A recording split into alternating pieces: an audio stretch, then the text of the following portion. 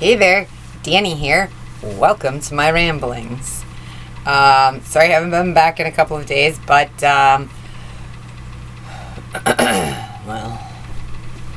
I'll share with you my craziness. So,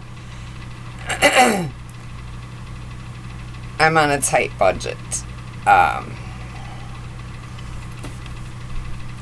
So, for some reason, I've been paying my cell phone bill in halves each month so I can afford them because I can't work that much.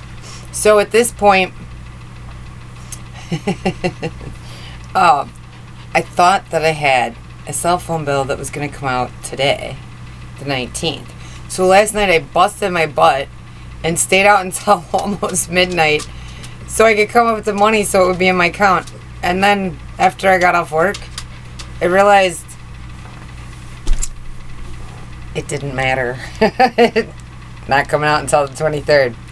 So, and every time I do that, I pay for it the next day. So this morning I paid for the price of overdoing it. Because, again, I'm borrowing my friend's truck. And it's a manual transmission. So I end up hurt if I drive it too much. I end up in pain that night and the next day. I'm better now. But that's not why I came on here. I came on. I want to share a couple of things with you. We went looking for cars tonight. And I'm sitting in a really crappy place. And I know I've shared with you before about the loan company that I'm dealing with for the RV and how I've struggled with getting them to take care of things. Well, I finally got them to take care of the credit, so the score went up. But it's still not up enough to be any good. But the point is I need an automatic so I can go back to work full time and be a normal human being again. Because an automatic would be much easier than driving a stick at this point. I prefer stick, but that's not an option at this point. So, we went looking at cars today. And I don't want to spend more than $5,000 or $6,000. So we went looking at all these different places. A lot of them have been buy here, pay here, because then I'm pretty much assured that I'm going to get the car. But you have to be picky and choosy. And just like when I went to buy the RV last year in, I started looking for RVs last April. Actually March of 2022, I started looking for RVs. But I had problems with student loans, which should not have been on my credit report, which were not there prior to the lockdowns and everything, because my school closed while I was an active student for padding their numbers for employment. So this had been taken care of and removed from my credit back in 2017, and then all of a sudden it showed back up. So last year I was dealing with that, and that was a nightmare. I finally got that fixed, and I got a letter and everything else that showed that it was done and it shouldn't be on my credit report. So I went hunting for an RV. It wasn't until June 11th that I finally found an RV. And I have a firm belief that God will guide me to the right vehicle, because you're buying used and you don't know what you're going to get. And he did. I ended up getting a really good RV at a really good price. It's older, but it was in very good shape. Although I've started tearing out carpeting and whatever else, and I had to stop because of the accident. But as soon as I get healed up a little bit more, then I can start painting and finishing the flooring and doing all the things that I want to change to fit me and what I want. But that's okay. We can live with it the way that it is, because everything's functioning and we're doing good. So I spent a lot of time having one-on-one conversations with the man upstairs to guide me to find the best RV. So why would searching for a car be any different? And I knew walking into this that it was going to be a process, just like it was last year with the RV. because it took me a couple of months before I found the proper one. And I looked at several of them RVs last year before I finally found a good one. And so we went looking at cars today at the buy here, pay here places. And I had my eye on this little Mini Cooper. And it looked nice in the pictures, but when we got there, I don't think so. It was a convertible. I probably don't think I've ever told you. I am a huge Jeep enthusiast. I've owned 3 of them. I prefer the CJs over the Wranglers, mainly because I can work on them myself. I grasp the whole carbureted thing, but when you start talking about fuel injection and things like that, and adding in all the electronic crap, my brain don't comprehend that at this point, and I'm not wasting my time learning it. So, and I've only owned one CJ, and I had a Wrangler, and then I bought the CJ7, and then this last one was another Wrangler.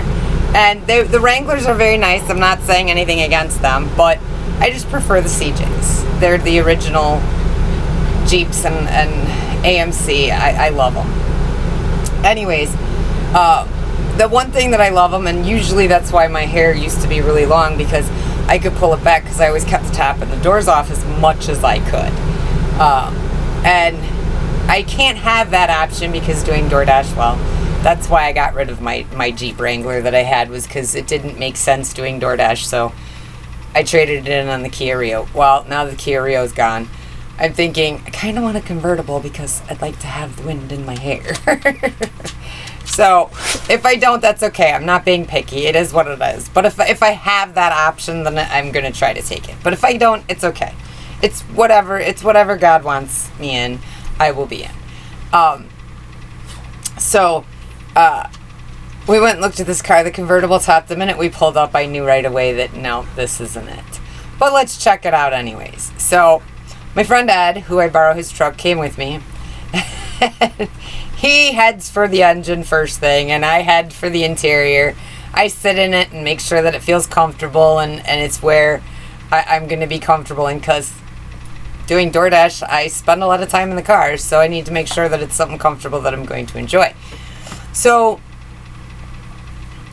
I'm on the inside of the car, he's in the engine, and all of a sudden, I step outside by him, and he says to the salesman, you don't have any oil in this car. He's like, what? And he's like, there's no oil on this dipstick. So I open the top where you pour in the oil, and you can't see any oil in there either. And I'm like, okay, this isn't a good sign. But let's go in and see, because you never know. They might have another car there that might be just as good. Maybe not the Cooper or what we came to look at, but that doesn't matter. You've got to keep your mind open. So we go in and we check it out. Now, this is supposed to be a buy here, pay here place. But they're not taking buy here, pay here from me. Their reason being is because I need 3 months of steady income. Okay, well, I had a car accident on March 5th. I haven't been back to work that long after the accident. I can prove to you what I made. I can prove to you that I will be making that, but I can't do that until I have a car. So, didn't get the car, didn't look at anything else, which was fine. Went and looked at a couple of other places, really didn't find much, and then places closed down about 6, so it was time to go home. So we came home, I stopped it because I had money in my account because I worked extra last night that I didn't desperately need to.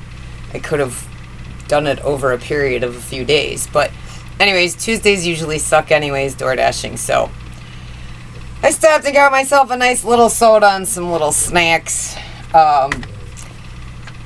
which was kind of a treat. I'm very simple, people. And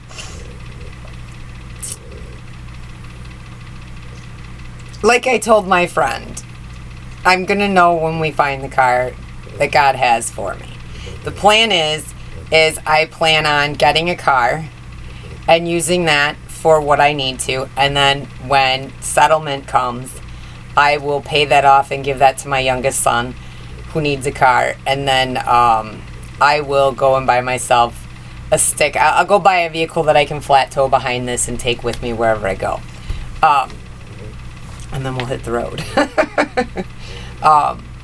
And so everything's going to be good to go. But how long it's going to take to find that car, I don't know. And if it takes until I get my settlement before I find a car, then all the better then, because once I have my settlement, then I don't have to worry about the buy here, pay here. I can go to private owners and buy a car if I want, because I'll have the fundage to do it at that point. So that's not really what I wanted to talk to you about, but I just wanted to keep you updated on what was going on and the craziness, and that the Lord led me to this wonderful, great RV, and it's been a very good RV to me the past little over a year that I've owned it, and I have no regrets. Anything that has been an issue are just simple wear and tear stuff. The people that owned it before me didn't use it all the time like I do, so I knew that there would be things that would need to be taken care of because it wasn't used regularly, and then I do. So, but nothing's been any big deal. Most of it's been some simple stuff that I could fix, and if you've paid attention to some of my videos, I've explained some of the stuff that I've had to do. So I got lucky. I found a good one. So that's what we're doing with car 2. And if that takes time, that takes time. It sucks. I would like to have a car now, but it's not on my time. And I just have to be patient. So what I really wanted to talk to you about tonight is leading by example. And I don't mean being a leader over other people. I literally mean leading your life in a healthy, pure, kind, compassionate, and loving way. And the people around you will see this, and they will start to follow, because they will see your peace and your happiness and your love, and they will want that, and they will tend to follow. They will tend not to follow as in you're a leader, but to follow as in, hey, this is working for her, let me try it. And it's kind of cool where I'm sitting, because I'm getting to watch a lot of close friends and stuff that I consider family. I'm watching them grow and become stronger, and some of them are building a little bit better relationship with the man upstairs, and I'm so happy for that. So I just wanted to touch base with you on the lead by example. And I'm not talking lead other people. I'm talking lead your life with kindness, compassion, and love. And everything else just falls into place. The hardest part that I have had to learn during this learning to love myself and find my true authentic self, the hardest part for me to learn was the boundaries, and where I needed to say, okay, I can't take this person's fears, pain, whatever else. I can't take it on and fix it, or have me take care of it so they don't have to. That's not how it works. I had to recognize that I can't jump in and help these people, that I have to say my piece and I have to let them figure out their piece. And the more that I've done that, the more that I'm watching the people that were either negative or I don't want to say that they were bad or rotten people.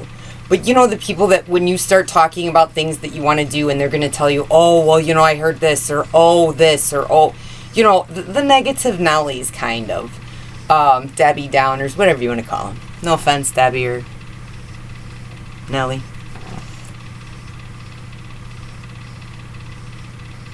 Anyways,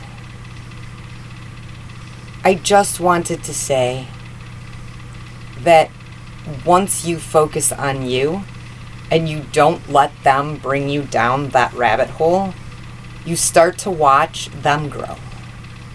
They start to stop being so negative and so much of a downer. And you start to notice them growing.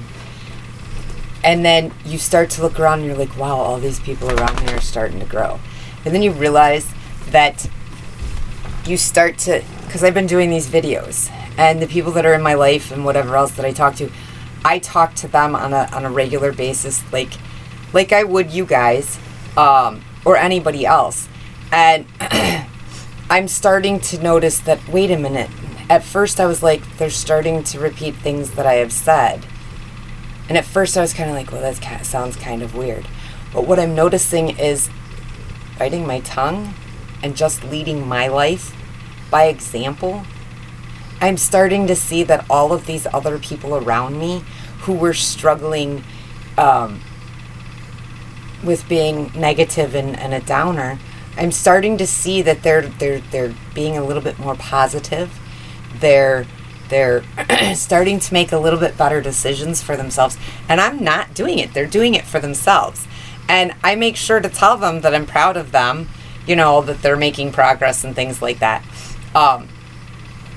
Because I want to encourage them to keep going. It's wonderful to see. And I can't take any of the credit for it.